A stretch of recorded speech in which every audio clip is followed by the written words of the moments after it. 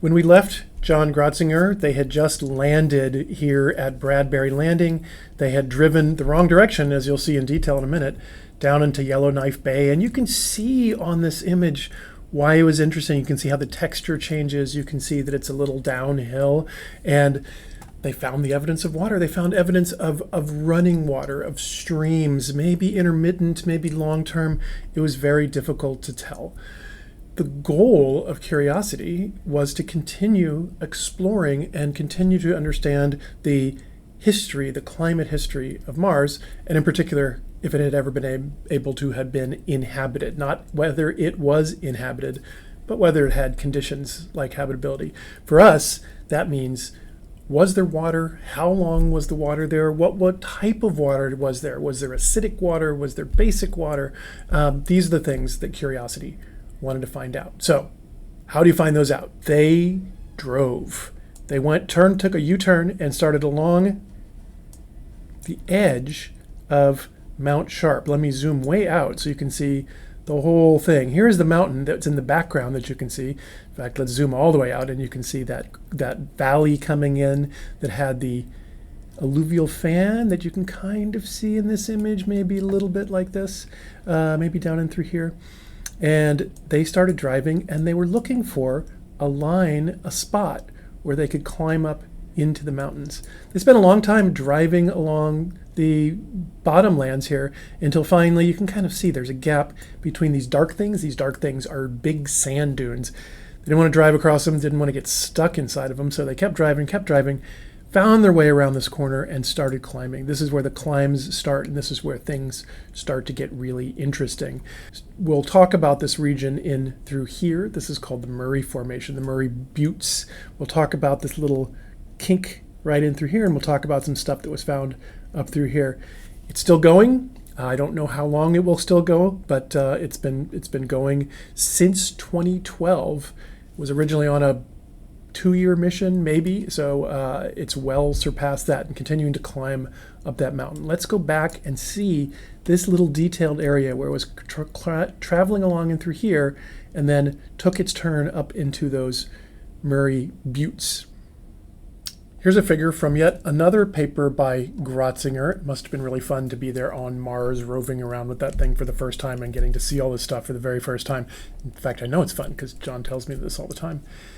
Again, here's their landing site, Bradbury Landing. Here's the drive going along the foothills, and we're going to look in at this little area in here just as we're starting to go in through the dunes. You can see a couple of important things on here. One is the elevation. Notice that this was the landing site right here, and then as they went down just to go into that one little depression, and have been climbing ever since to get to this point right here. What is this point right here? Well, you can also see what the materials are. A lot of these were mapped from orbit. They hadn't gotten to get to sample all these, but the black, of course, are the active basaltic sands dunes. And then there are important formations that we're going to see. Murray Formation, we're going to talk about right now, is this kind of greenish stuff in through here. As you go up is in this direction towards the mountain. As you go up, you go through next the hematite. We're actually not going to talk about the hematite, but next is very clay heavy area. This green is very clay heavy. And then there's going to be clay and sulfate mixed together, and then heavily sulfate area up there. We'll talk about this whole transition and what it means for the climate of Mars.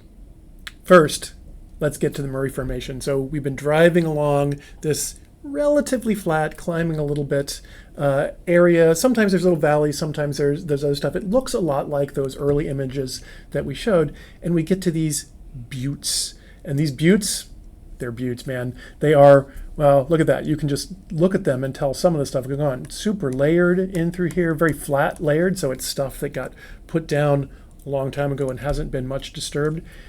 The rover could go up into these layers and take samples and realize that this is all just massive amounts of mudstone. Mudstone, we saw a little bit about that in the previous location that the rover was, but again, most of that looked like it could have been relatively transient water. There is a lot of mudstone here, and this has been deposited over, at this point, they're still not sure because they're still driving up and to see how much more of this mudstone there is. One way to look at this is through stratigraphic columns that geologists love to make, and they make, it's as if you drilled down and took it layer by layer, and then they always have these extra bits. If things stick out on this side, that means that they are extra hard and resistant, and so they would either be ledges or they would be buttes, like the buttes we just saw. This is the whole Murray Formation. We see Bradbury's down here, so this is the bottom part. There were some parts that were sticking out up here. This is the buttes. The buttes are the things sticking out. More of the stuff. What is it? Well, mudstone. There are other differences of slightly different material, but all of this is basically the same. This is 2022 now, so this is several years after Grotzinger wrote that first paper when they had just gotten to the Murray Formation, driving up in it, mudstone upon mudstone upon mudstone. And this is no longer maybe a couple thousand years or even perhaps a million years. This is millions of years of mud sediments from a lake. This is not a river that's transiently coming by. This is a lake that is building up sediments. They're landing on the bottom and just building and building and building for millions of years. Look at how thick this is. We already go from an elevation of 4,400 below sea level. There's no such thing as sea level, to 4,100 below sea level, reference level. So there's 300 meters right here. That's a big mound of mud. And as you'll see in a minute, we're not done yet. There is a lot of mud in this spot on Mars. Okay, so what happened? It's a little bit weird because at the bottom in the Bradbury stuff, we see rivers. We see streams that are maybe bringing in material, probably from the crater walls, maybe from if there was anything like a central peak in the crater. This was before Mount Sharp would have been in there. And rain, probably transient, brings in all this material, and you have a crater. Let me just try to draw it out for you. You have a crater, maybe a central peak in through here, and stuff is flowing. Water is flowing down the sides and into the low-lying basins, and this is what we see. This is Bradbury. The Bradbury stuff is not the lake itself, but then at the bottom of the lake, you start to get mud, and it fills, and it fills, and it overfills the Bradbury stuff. So the Bradbury is stratigraphically lower, even though it is topographically, as it's happening, higher because it's coming in here. But so this is what happens. It goes and fills and fills and fills. And then there's a complex history for the rest of this crater where probably wind-driven material comes in, builds Mount Sharp, but also excavates all of this Murray Formation mud stuff from that was covering the Bradbury. So that stuff all went away, got excavated, went away, and we're left with the outskirts of Mount Sharp showing the bottom where the rivers are flowing. And as they start to go up it, you start to see these mud layers. And an incredible amount of mud. This answers one question that we did not know the answer to before. Did Mars have long-term water? Did Mars have just transient water? The answer is long-term. It had to have long-term, millions of years long-term water, at least in this one spot. I don't know why only here, to have this kind of lake stable for such a long period of time. There was a climate, there was a temperature, there was a vapor pressure of water enough to support this kind of lake for a long period of time. And that is amazing. Let's go back and look where we're heading next. We're going to head uphill. We got all these clays, and we're starting to get into this. Actually, notice that little dune pit right there. We're going to go right by that dune pit, sort of like that. And that's going to be right where this transition from the clay-bearing green stuff, clay, mud, into these sulfate-rich regions. Let's take a look. This figure from Meyer in 2025 confused me at first because they flipped it upside down. Curiosity is driving essentially south, but south is up on this plot, so don't be confused like me. So it comes from down here, and this is the clay-bearing units. And I actually like this figure a lot because you can actually see the transition in. Look at these little pie charts. These little pie charts are every time they sampled and they actually picked up the material and examined what it was. Green is clay. Pinks are sulfates. The yellows are salts. And so you see a lot of clays, a little bit of sulfate. You come around this corner, clays, sulfates going crazy, and then you get to huge sulfate-rich regions up here and in even more salt regions in through there. And I should point out, that was that little sand mound that we were going by. It took a big turn right here to get past all of that sand. Okay, what is the story? Well, this material, you can actually look at it in detail. You go up close and you look at these things, and it's not just like, oh, we've gone from there's clay here and now we have sulfates. It's that there are things like pits and cracks and veins and nodules all throughout these rocks in here. And often that's where the highest concentrations of things like the sulfates and the chlorides and stuff is. So what happened? What probably happened is that this material, this is no longer mudstone. If you look at the actual rocks themselves, they are sandstones. They're wind-driven sandstones. Aeolian is the word geologists like to use. The winds blew this material in. The lake was gone. That's why the winds had to blow it in. The winds blew it in. It never got wetted from above by a lake, and then it sat there for a while. But it sat there for a while, and then this mound of material, somehow water came up from below and changed the nature of the rock. It filled in these fissures, it made these nodules, and it turned the chemistry from what that clay. Clay is a very basic, neutral to basic kind of material. There's so much rock around that it neutralizes any acids that are around. As the water is disappearing, and the water must be disappearing, the lake is gone. As the water is disappearing, the sulfur on Mars comes mostly from volcanoes, but from other sources too. The sulfur on Mars really gets to take over. It's no longer diluted by all of the water and all of the water that's eroding all of the volcanic material. And so those sulfurs turn into very acidic materials that come in through here. And those acids come in, they make these nodules, they make these other stuff, and they turn Mars. They are a signature of Mars turning from a very wet region to a very dry region, but not a desert instantaneously, because you have this groundwater. Without the groundwater, you wouldn't have all these cracks being infilled and these nodules being infilled. You would just have a bunch of sand sitting there, maybe slightly cemented by something. But it's not just dried out. You have groundwater periodically coming up, probably multiple times. There are even a few places where you can see in this very sulfate-rich region, you can see there must have been some actual open ponds, maybe not lake is the right word, but ponds where you can see little wave ripples on the top too. So this is a period of substantial drying, but still intermittent wet periods.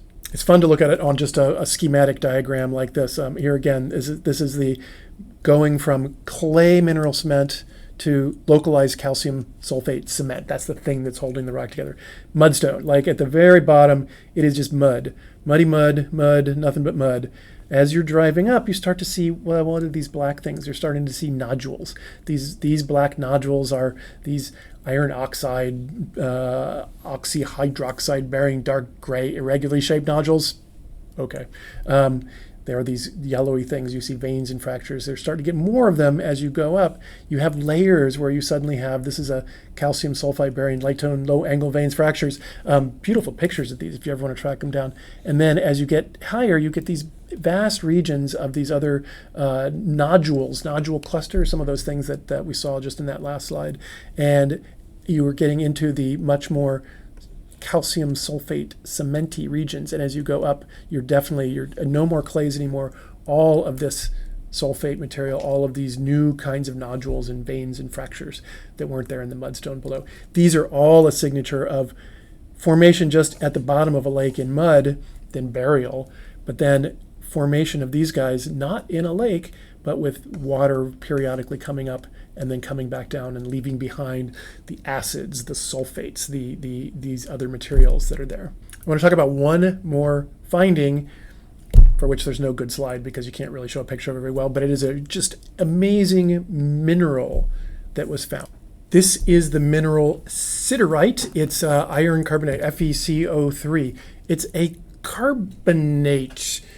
Carbonate, where does a carbonate come from? Well, we have been searching for carbonates on Mars all this time. Very few of them have been found. And suddenly, in this location where the sulfates are, there is this iron carbonate. Iron carbonate's an odd mineral.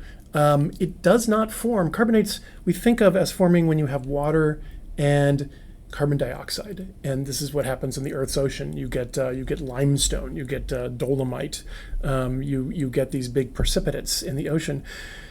That's not how iron carbonate forms. You need the CO2, but it forms not in a big open system like a lake, but it really forms later, maybe in the bottom of the lake where there's no interaction with the atmosphere on top, but there's some trapped CO2.